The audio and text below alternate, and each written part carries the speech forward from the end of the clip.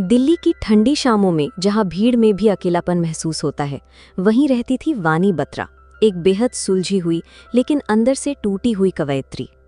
उसकी जिंदगी में कभी प्यार था, रिश्तों का सपना था, लेकिन शादी से ठीक पहले वो रिश्ता टूट गया और साथ में टूट गई उसकी लिखने की ताकत, उसकी मुस्कान, उसका भरोसा।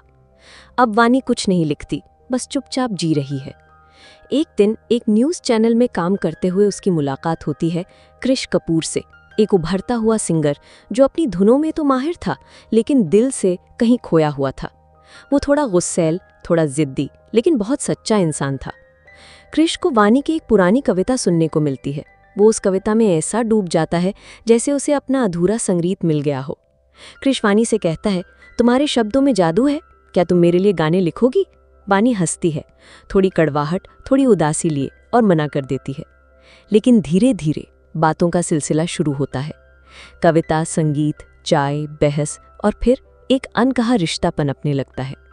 अब दोनों साथ मिलकर गाने बनाते हैं और एक दिन कृष कह बैठता है, मुझे लगता है मैं तुम्हें प्यार करने लगा हूं। पर कहानी यहीं खत्म नहीं होती। एक दिन वानी कुछ चीजें भूलने लगती है, छोटी छोटी बातें। पहले सबको लगता है बस स्ट्रेस होगा, लेकिन जब ये भूलने की आदतें बढ़ती हैं तो जांच में सामने आता है वानी को अर्ली ऑनसेट अल्जाइमर्स है, मतलब उसकी यादें धीरे धीरे छिनने वाली हैं। वानी डर जाती है, वो कृष को दूर कर देती है क्योंकि वो नहीं चाहती कि वो हर रोज देखे कि कैसे उसकी पहचान मिट रही है। लेकिन कृष पीछे नहीं हटता। वो कहता है, अगर तुम्हारी यादें तुमसे दूर जा रही हैं तो मैं हर दिन तुम्हें तुम्हारे ही शब्दों से, तुम्हारे ही गीतों से तुम्हें याद दिलाऊंगा कि तुम कौन हो।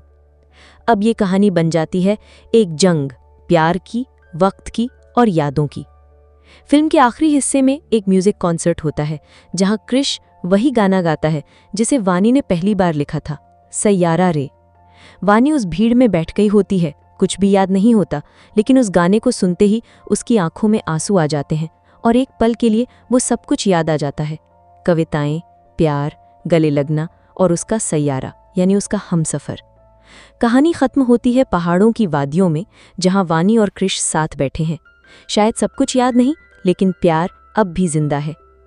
सैयारा हमें सिखाती है कि यादें चाहे चली जाएं, लेकिन सच्चा प्यार कभी खोता नहीं। दिमाग भूल सकता है, पर दिल